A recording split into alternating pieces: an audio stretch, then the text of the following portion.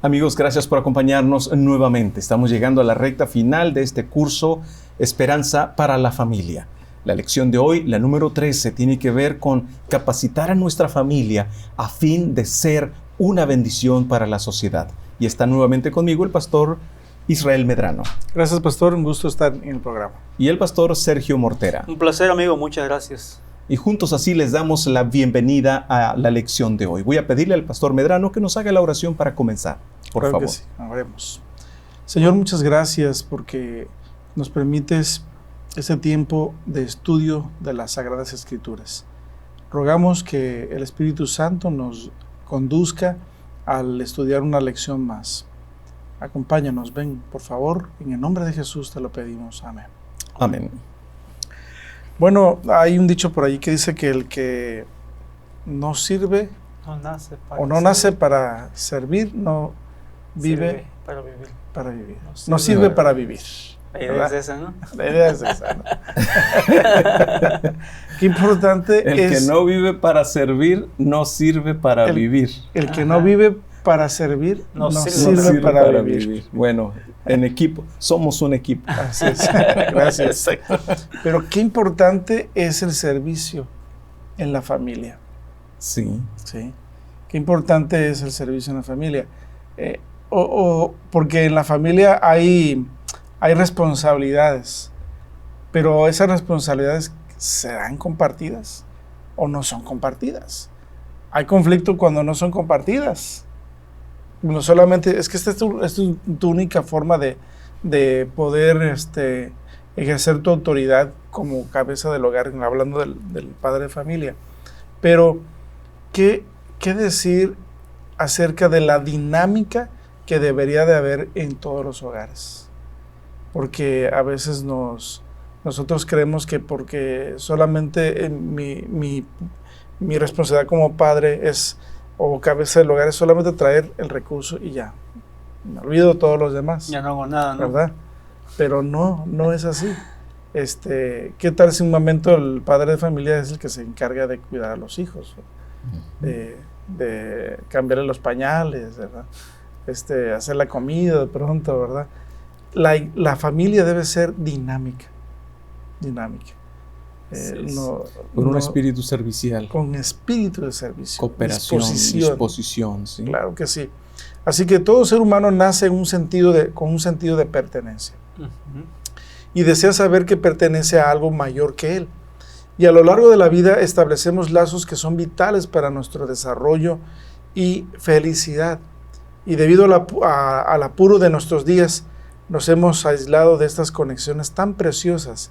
Y el resultado es que vivimos en una sociedad cada vez más desequilibrada. Vamos a la primera sección de la lección 13, usted y su familia. Hay consultores psicólogos que están llenos de personas que no logran adaptarse a sus relaciones. ¿Sí? Hay muchas de estas personas que han consultado a tantos psicólogos que no hallan la forma de cómo poder mejorar en adaptarse a una vida familiar, una vida con otra persona. Y cuando se alcanza el ideal de la familia, ella asume un papel restaurador. ¿Qué dijo Jesús sobre el perdón entre los hermanos? Vamos a leer Mateo capítulo 18, verso 22. Vamos a iniciar ahí. Dice, y Jesús le dijo, no te digo hasta 7, sino hasta 70 veces 7. Sí, lo que el Señor estaba diciendo es mantener nuestra mente y corazón siempre abiertos, porque no existe familia donde no puedan surgir fallas, errores, pero lo más importante es siempre estar dispuestos con la mente y el corazón abiertos, porque siempre, amigos, será mejor vivir en familia, vivir con la familia, que sin ella, que es una bendición de parte de Dios. Entonces, lo que Jesús nos está diciendo aquí es estar con la mente y el corazón abiertos para perdonar cuantas veces sea necesario a fin de vivir en armonía. 70 veces 7. 70 veces 7. Hay una parábola en la Escritura, pastor, ahí en Lucas 15, 18 al 20, sobre el hijo pródigo. ¿Qué hizo el hijo pródigo? ¿Qué hizo El hijo se quedó pródigo, sin dinero? dice Lucas 15, 18 al 20, me levantaré e iré a mi padre y le diré, Padre, he pecado contra el cielo y contra ti. No soy digno de ser llamado tu hijo. Hazme como uno de tus jornaleros. Entonces se levantó y se fue a su padre. Cuando aún estaba lejos, lo vio su padre y fue movido a misericordia. Corrió, se echó sobre su cuello y lo besó.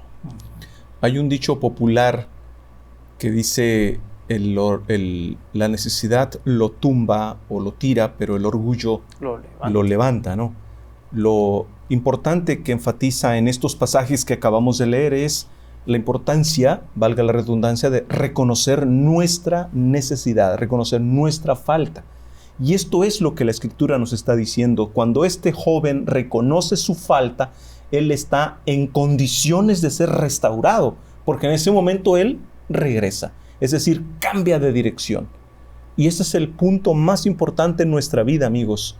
Reconocer nuestra verdadera necesidad y cambiar de dirección.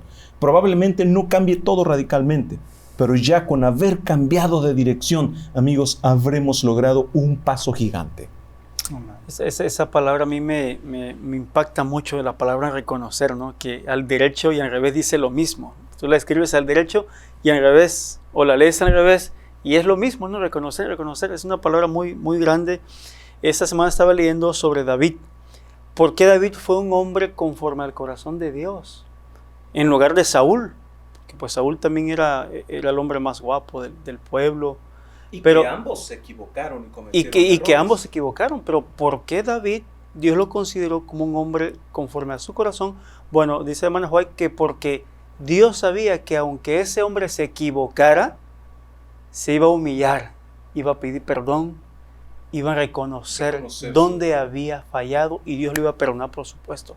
No así Saúl, que no se humilló, no reconoció y se hundió más hasta que Dios lo desechó, ¿no? Qué importante es esa palabra, reconocer. ¿Dónde estoy yo? Por supuesto, todos nos equivocamos. El esposo se equivoca, la esposa se equivoca, los hijos se equivocan. Pero la grandeza está en saber si me equivoqué, bueno, pide perdón y estar abierto, como dice el pastor, ¿no? Para perdonar, reconocer. Oye, estoy viendo aquí la palabra reconocer y sí. Sí. La ves al revés Sí. y dice lo mismo. Sí, derecho y revés es igual, es una palabra muy grande, ¿no? Así que este comentario nos ayude a grabar la importancia de esta palabra. En varias citas del Evangelio de San Mateo podemos encontrar respuestas a la siguiente pregunta. ¿Qué podemos hacer para tener una familia que ofrezca apoyo a sus miembros? Dice Mateo 7, del 3 al 5, ¿por qué miras la paja que está en el ojo de tu hermano y no echas de ver la viga que está en tu propio ojo?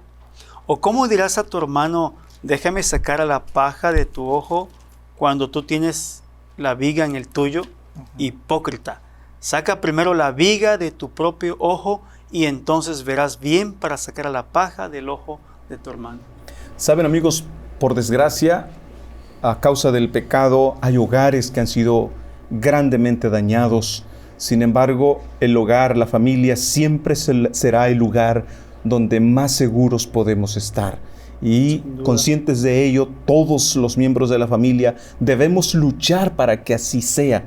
Por eso, a la luz de este primer texto de Mateo 7, 3 al 5, lo que nos va a permitir tener una familia que ofrezca apoyo a sus miembros es primero verse a sí mismo antes que a los demás. Es decir, ver la viga que tenemos atravesada antes de pretender ver la paja que nuestro hermano puede tener. Entonces, esta sería el primer requisito a fin de tener una familia que sea de apoyo para sus miembros.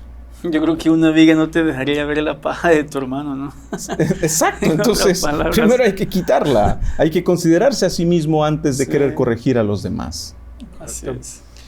Y en Mateo 5, 23 y 24 dice, por tanto, si al llevar tu ofrenda al altar te acuerdas que tu hermano tiene algo contra ti, Deja allí tu ofrenda ante el altar y ve a reconciliarte primero con tu hermano. Entonces vuelve y ofrece tu ofrenda. Eso es maravilloso porque el Señor nos está enseñando a ir a buscar, a hacer a un lado el orgullo, aun cuando la otra persona es la que me ofendió.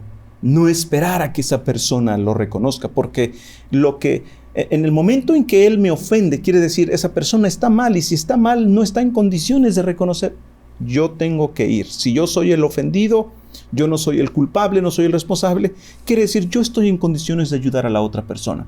Así que debo ir a buscar al ofensor. Amigos, si nosotros aprendemos, y miren, yo soy padre de 3 hijos, y ustedes también son padres y tienen hijos. Y entonces cuando estamos hablando de enseñarle a nuestros niños a pedir perdón, a ir y reconciliarse, es difícil porque los niños en ese momento no logran entender la misma manera de uno como adulto. Pero yo muchas veces les he dicho, amigos o pequeñitos, bueno, ustedes, tenemos un par de cuatitos, ustedes vivieron 9 meses juntitos allí. Y ya cuando yo les digo eso, ya como que hasta les cambia la carita. Imagínense, les digo, estuvieron 9 meses en la pancita de mami, allí juntitos, dándose calor. No se pueden dar un abrazo y pedirse perdón. Y ya dice, bueno, y ya van y se abrazan. Pero es importante enseñarle a nuestros niños a buscar al ofensor, incluso, no solamente a ir y pedir perdón, sino también ganarse el corazón de quien nos ha ofendido. Importantísimo esto. Sí, es cierto, ¿verdad? Y también en Mateo, pastor, hay 15. Mateo 15:5 dice, pero vosotros decís, cualquiera que diga a su padre o a su madre, es mi ofrenda a Dios todo aquello con que pudiera ayudarte. Bueno, esto enseña otro principio fundamental, amigos. Ver primero por los nuestros y no constituirnos en candil de la calle y oscuridad de la noche. A veces yo he visto desafortunadamente personas que son muy generosos con gente extraña, pero con los suyos es muy diferente. Entonces este texto nos enseña con mucha claridad ver primero por los nuestros. Eso nos va a permitir entonces formar una familia que ofrezca apoyo para los suyos, para los miembros de la familia. Mateo 7:12 dice, así todo lo que queráis que los hombres os hagan, hacedlo también vosotros a ellos. Esta es la ley y los profetas. Así que esta es la 4ª recomendación. Hagamos un breve repaso o rápido repaso para poder tener familias que ofrezcan un apoyo a sus miembros. Número 1, ver primero nuestras faltas antes de pretender ver las faltas de los demás. Segundo, buscar al ofensor. Tercero, ver primero los asuntos de los nuestros, las necesidades de los nuestros. Y número 4, lo que acabas de leer, pastor, en Mateo 7:12, es tratar a nuestros miembros de la familia como nos gustaría que nos traten a nosotros. Esta es la regla de oro, infalible, amigos. El Señor nos lo enseña, y entonces tratemos de desarrollar un hogar donde cada uno tenga una actitud de servicio desinteresado por el otro. Qué lindo saber que, gracias pastor, que Dios nos dejó una familia para que encontrásemos apoyo en todo momento. Y según Efesios 2:19, ¿verdad?, dice que el Señor ha hecho una provisión para nosotros. Y su familia no está sola. Vamos a la siguiente sección, su familia y Dios. La primera pregunta de esta sección, ¿cuál debe ser la principal característica del discípulo de Cristo? Dice San Juan 13:35, en esto conocerán que sois mis discípulos, si tenéis amor los unos por los otros. Esto es un verdadero desafío, amigos, porque a veces podemos hacer alarde de ciertas habilidades como cristianos, pero el sello o la marca distintiva de un verdadero discípulo del Señor Jesús es esa capacidad de amarnos los unos a los otros. En otras palabras, la gente no va a creer en lo que decimos, tanto en como lo que mostramos los unos a los otros. Entonces, ¿cuál es esta principal característica del discípulo de Cristo? El amor que demuestra uno para con otro. Así es. Y ahora, ¿en qué debe ocuparse cada miembro de la familia de Dios? Efesios 4, 15 y 16 dice, sino que siguiendo la verdad en amor, crezcamos en todo aquel que es la cabeza, esto es Cristo, de quien todo el cuerpo, bien concertado y unido entre sí por todas las coyunturas que se ayudan mutuamente, según la actividad propia de cada miembro, recibe su crecimiento para ir edificándose en amor. Sí, esto me gusta como lo menciona el versículo 15. Estamos en Efesios 4:15 cuando habla de crecimiento. El amor es una planta que en la medida que la cuidemos y la nutramos va a crecer. Y de acuerdo con el texto, la importancia para que cada miembro pueda crecer en armonía, formando una familia sólida, pues es cultivar justamente ese amor. No tiene ciencia este asunto de cultivarlo. La atención, la cooperación, los detalles son nutrientes que van no solo fortaleciendo, sino haciendo crecer el amor. Así es. En Hebreos 3:13 también dice, hay algo muy importante. Dice, antes alentaos unos a otros cada día, mientras se dice hoy, para que ninguno se endurezca con el engaño del pecado. Sí menciona la acción de exhortarse o alentarse. Y esta es la segunda recomendación en este sentido, en la que cada miembro de familia puede ocuparse o es necesario ocuparse. No solo es cultivar el amor, sino animarnos unos a otros, motivarnos. Sí. No estamos en competencia. Siempre que los miembros de una familia entran en competencia, lo único que va a ocurrir es distanciamiento, desmoronamiento. Que el Espíritu Santo de una forma siempre está trabajando de maneras misteriosas en la familia, hablando del tema de la familia. Pero el Espíritu Santo ofrece algo a la familia que nos puede servir los unos a los otros. 1 Corintios 12. Del 8 al 11. Del 8 al 11, pastor. Le voy a dar lectura. Dice, a uno es dada por el Espíritu palabra de sabiduría, a otro palabra de conocimiento según el mismo Espíritu, a otro fe por el mismo Espíritu, a otro dones de sanidades por el mismo Espíritu, a otro el hacer milagros, a otro profecía, a otro discernimiento de espíritus, a otro diversos géneros de lenguas y a otro interpretación de lenguas. Como pueden ver, amigos, ahora en el contexto de la familia espiritual, hablando de la iglesia, no hemos sido desprovistos, sino todo lo contrario. El Espíritu Santo ha hecho provisión y ha puesto aquí una lista un ejemplo de los dones con los cuales somos capacitados a fin de no solamente vivir en armonía para la edificación de la iglesia, sino ser colaboradores unos con otros. Son precisamente los dones para el servicio, los dones para servir. Son para servir y para la edificación del cuerpo de Cristo, ¿no? Exacto. En este caso, los dones que tiene cada familia, pues deberíamos utilizarlos para bendición también de la familia, para servir a otros, pero primeramente para bendición de la propia familia también, para que la familia vaya creciendo. Exacto, vayan porque avanzando. Una familia saludable es la que estaría en condiciones de formar una iglesia saludable. Un desarrollo saludable. Exactamente. Exacto. Muy bien. La última pregunta. ¿Qué don habrá en el fin del tiempo? Apocalipsis 12, 17. Entonces el dragón se llenó de ira contra la mujer y se fue a hacer guerra contra el resto de la descendencia de ella, los que guardan los mandamientos de Dios y tienen el testimonio de Jesucristo. Miren, amigos, aquí tenemos un don establecido. Acabamos de decir que el Espíritu Santo provee dones a fin de no solamente capacitar a los hermanos como individuos para que satisfagan las necesidades de la familia, sino también de la misma iglesia, edificar la iglesia. Y un rasgo distintivo de la iglesia del tiempo del fin, como lo acabamos de ver en Apocalipsis 12, 17, que dice que no solamente guardan los mandamientos, sino tienen la fe de Jesús. ¿Por qué no nos lees, por favor, Apocalipsis 19, 10, que nos dice textualmente a qué se le llama la fe de Jesús? Okay. Yo me postré a sus pies para adorarlo. Y él me dijo, no hagas eso. Yo soy siervo como tú y como tus hermanos que se atienen al testimonio de Jesús. Adora a Dios porque el testimonio de Jesús es el espíritu de profecía. Así que, amigos, cuando estamos hablando de la fe de Jesús o el testimonio de Jesús, estamos diciendo que se trata de el don de profecía.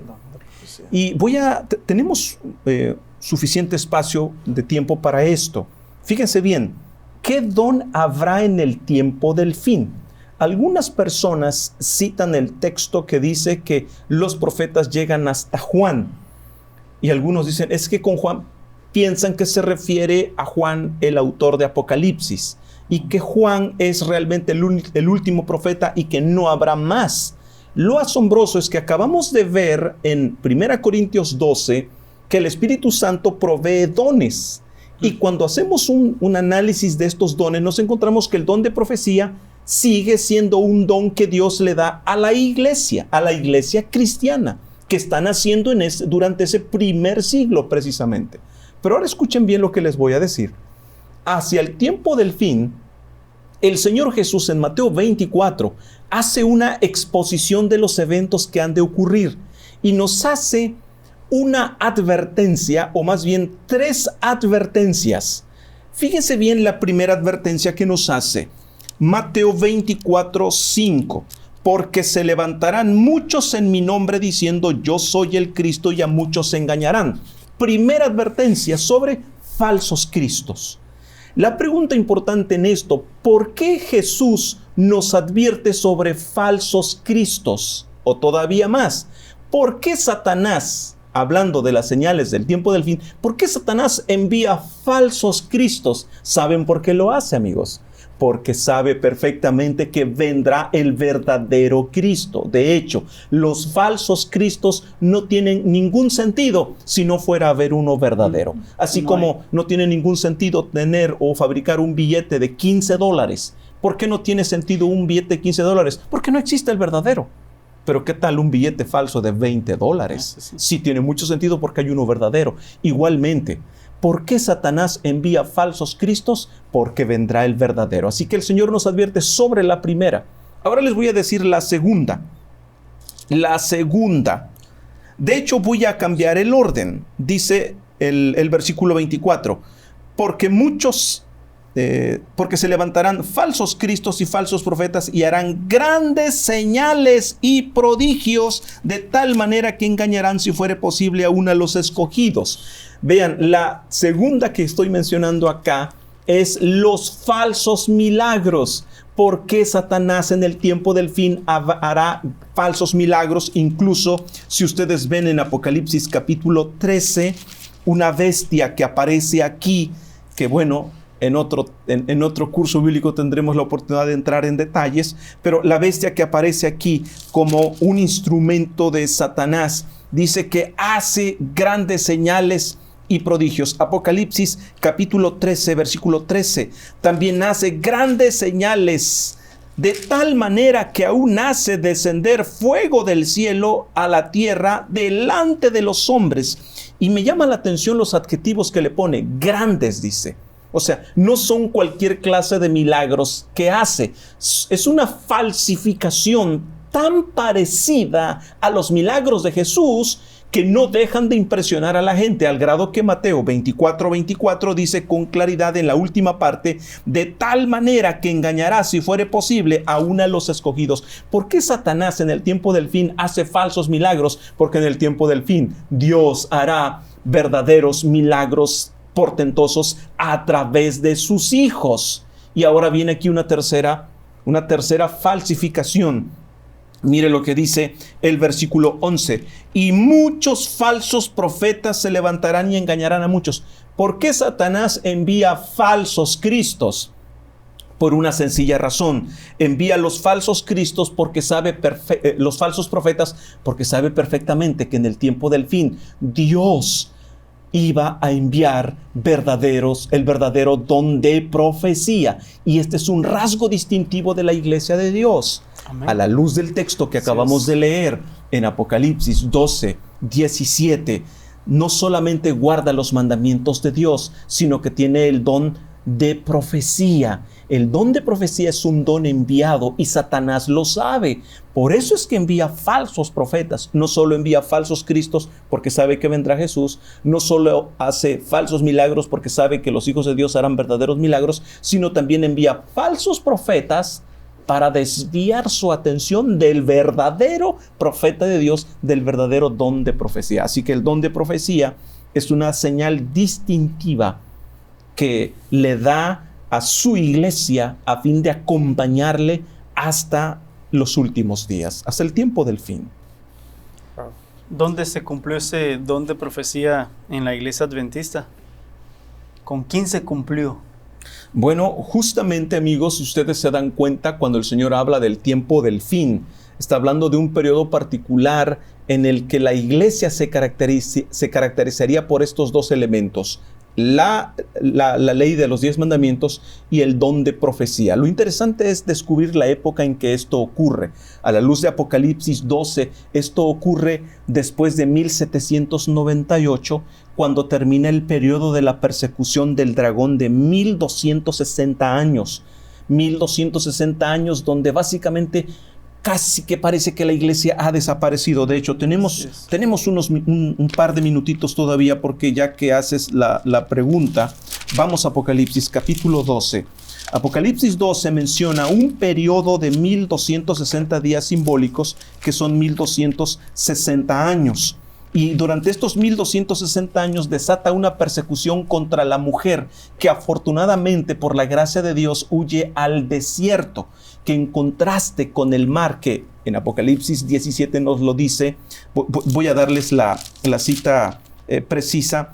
Apocalipsis 17, cuando le da precisamente el significado, versículo 15, las aguas que has visto donde las rameras se sientan son pueblos, muchedumbre, naciones. Mientras que las aguas simbolizan muchedumbres, el desierto simboliza una zona desértica, poco habitada. Y a eso se refiere cuando habla de una persecución contra la mujer que huye al desierto. Esta mujer no es más que la descendencia, el remanente que ha quedado de esa iglesia que fue perseguida por siglos.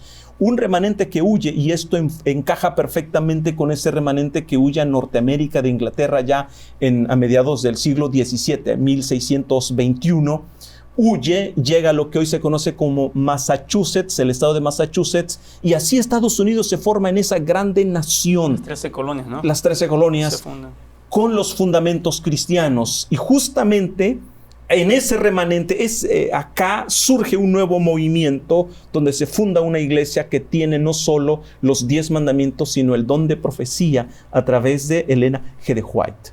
Entonces, básicamente, ese es un tema súper extenso, pero estaba profetizado, ahora sí que valga la redundancia, profetizado el don de profecía, no solo la época, sino las circunstancias y como un rasgo distintivo de la iglesia de Dios. Así es muy interesante cómo es que esta mujer, Elena G. de White, cumple la profecía escrita en Apocalipsis, y sobre ella Dios pone el don de profecía. Una mujer que no terminó ni siquiera su primaria, y como cuando leemos sus escritos, será interesante que las personas que nos están viendo a través de las redes sociales puedan leer un libro de ella, ¿no? Invitarlos a leer un libro de la hermana Elena G. de White.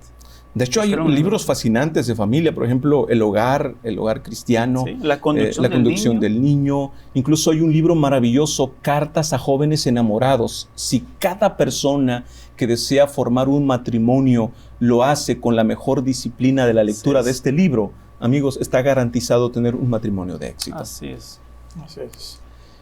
Dice en el libro Mensajes Selectos, tomo 3, página 31, el Señor desea que estudiéis vuestras Biblias. Él no ha dado ninguna luz adicional para tomar el lugar de la palabra. Esta luz se da con el propósito de concentrar en su palabra las mentes confundidas. Y si se asimila y digiere, es la sangre y la vida del alma. Entonces se verán buenas obras cuando la luz brilla en las tinieblas. Amigos, solo resta hacerles una invitación. ¿Deseas realmente tener un espíritu de servicio para tu familia? Yo te invito a que inclines tu rostro para pedir la bendición de nuestro Padre. Pastor Mortera, por favor, adelante. Vamos a orar, a ver cómo estamos. Señor, te damos gracias porque tú nos has dado dones para la edificación. Gracias por mis hermanos que nos han estado escuchando o viendo a través de las redes. Gracias por esa bendición, Señor, que podamos utilizar nuestros dones para edificar nuestras familias, para servir a los demás, de tal manera, Señor, que nosotros siempre vivamos para servir a otros. Que los dones que nos has dado los pongamos siempre a tu servicio. Gracias por el don especial que le has dado a esta iglesia, el don de la profecía. Padre, ayúdanos a ser obedientes. Gracias por amarnos tanto. Llévanos en paz con tu bendición. En el nombre poderoso de Jesús te agradecemos y pedimos. Amén, Señor. Amén. Bueno, amigos, muchas gracias por acompañarnos. Que el Señor les bendiga y hasta la próxima.